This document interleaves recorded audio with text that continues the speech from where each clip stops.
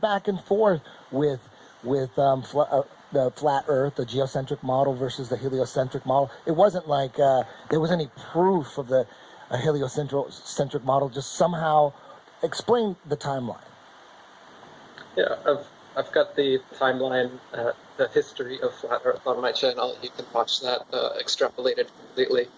But for now, quickly, nobody thought the Earth was a spinning ball until 500 BC or so, when Pythagoras came up with it. And for the next few hundred years, other Greek philosophers toyed with the idea and wrote about it. Aristophanes, Plato, and Aristotle. And then it disappeared for another 2,000 years. Nobody talked about it. Nobody believed it. There's no record of anyone writing books about it, anything like this, until 1543, when Copernicus came out with his book. And then suddenly it became a big topic, and with Kepler and Galileo and some of these other people coming in, giving their quote-unquote proofs for the spinning ball Earth, slowly but surely became the mainstream model, up until about the 1800s, when actually there was a flat Earth resurgence, when a bunch of flat Earth scientists started doing experiments and printing books and newspapers and other things, doing lectures. And so it was a hot topic of debate around the turn of the 19th century.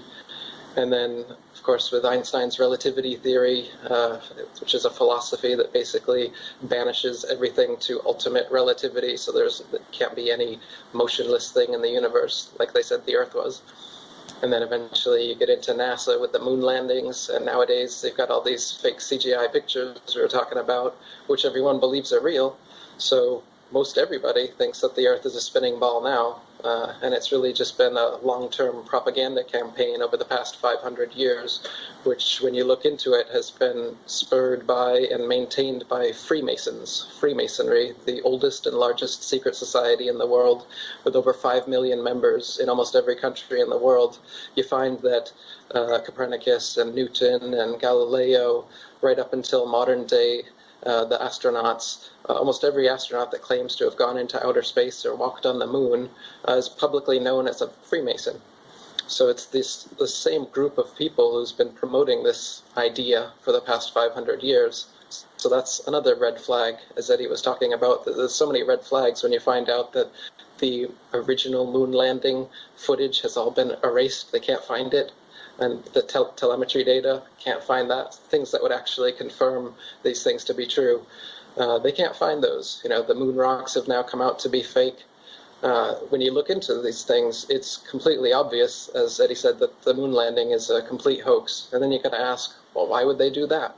And when you look at the history of flat Earth, and you see that the moon landing hoax allowed them to hypothetically get far enough away from their ball Earth to take a picture of it, that is the main reason for the moon landing hoax, is to perpetuate, to continue to propagandize with this spinning ball, Big Bang, evolution cosmology that they've come up with, where you're nothing, you're just a speck of dust in an infinite universe that came about from a random Big Bang accident with no consciousness or life involved, and then suddenly, somehow, out of nothing, consciousness, life, diversity, nature, everything that you see around you just came into existence through slow evolution of cold, hard matter, and then somehow consciousness and life comes into it.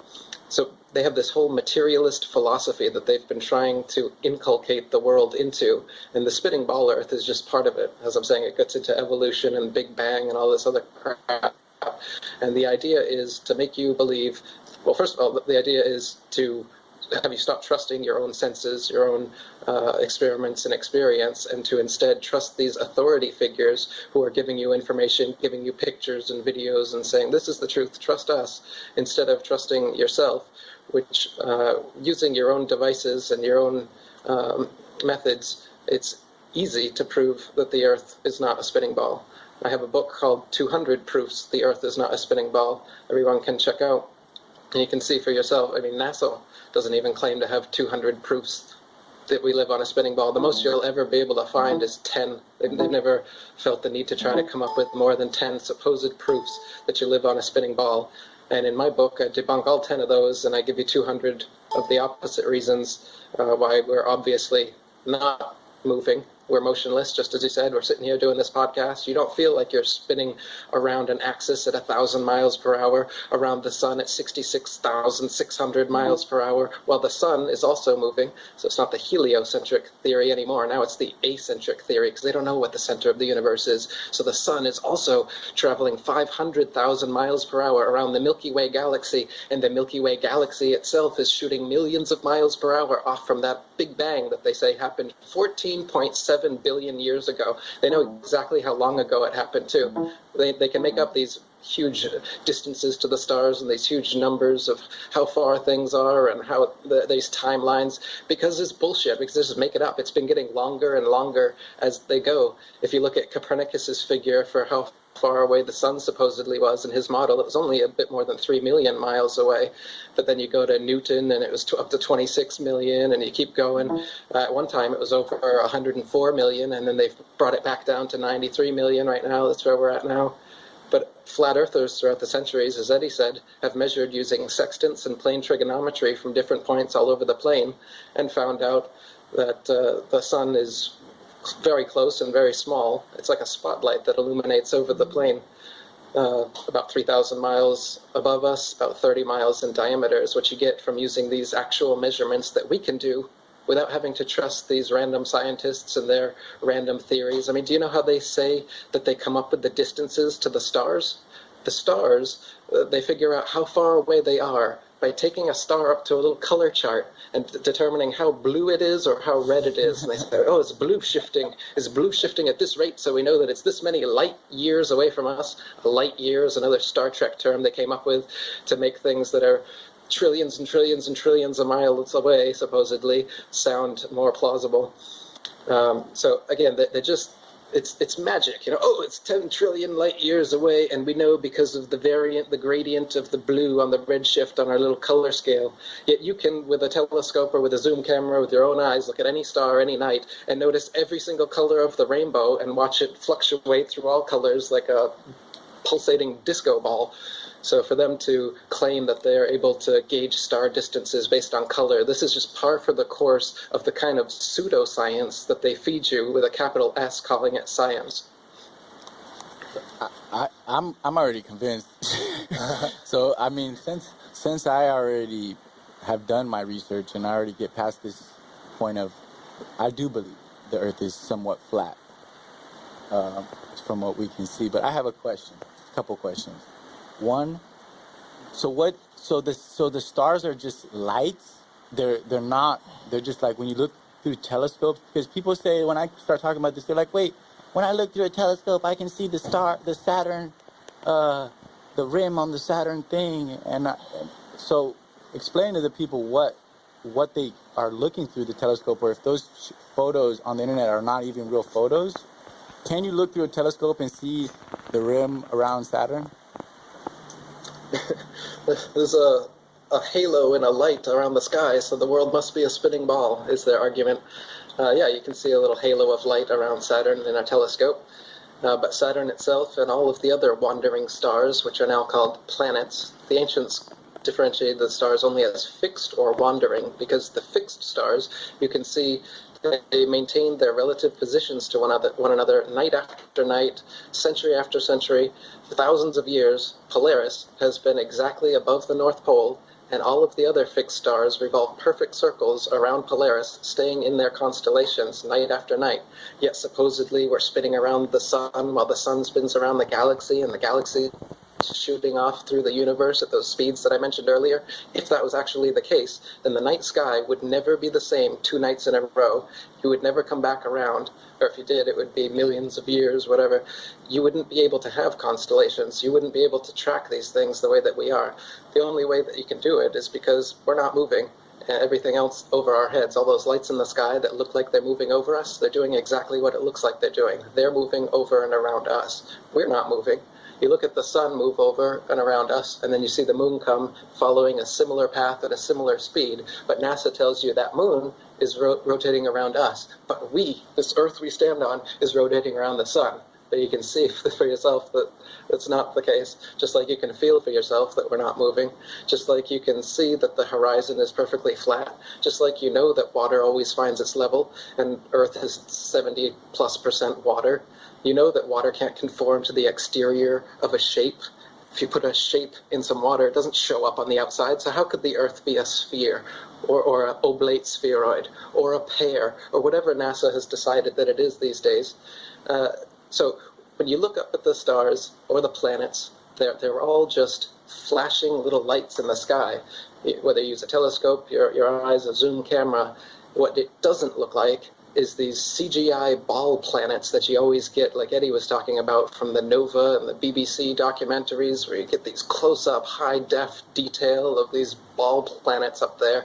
No matter how good of a telescope you look through, all you're going to see is a very plasmic, watery light, water mixed with light, flashing disco ball effect with all the different stars and planets. Now, to see that and to think, oh, well, that means I'm on a spinning ball just makes no, it's a logical fallacy, first of all.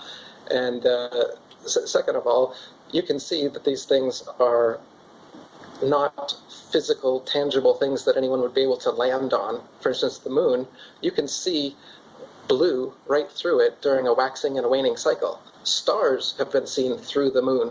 You can see the blue of the sky or stars that are behind it. So how could it possibly be a solid object that people could land on when we can see through it for yourself? Anytime the moon is in your vantage point during an afternoon, you're going to be able to see it. And the way that it fades off, it's nothing like a physical object that we know of. So you don't have to ask me if it's flat or is it round. I don't know what the moon is. I don't know what the sun is. But I do know that the Earth is flat. I have 200 plus proofs for that. I heard Eddie say that there's no proof the Earth is flat. I don't know. Well, I do know. I'm absolutely sure the Earth is flat.